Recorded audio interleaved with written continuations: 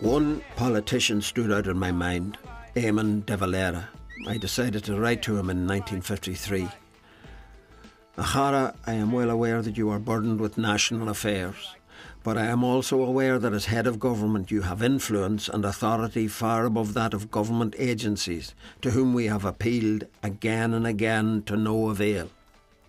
This fear Gaeltacht is dying rapidly, and nothing can save it except an enormous and immediate effort by the government. Constructive suggestions, provision of good roads, speedy erection of mart for weaving factory, revival of homespun industry, fish curing station, flax industry. I was afraid that he would not get my letter, so I took the precaution of sending a copy to his wife as well. The result was quite startling. Within months, Ghleann Cholm Cille's first factory, the Mart, was set up.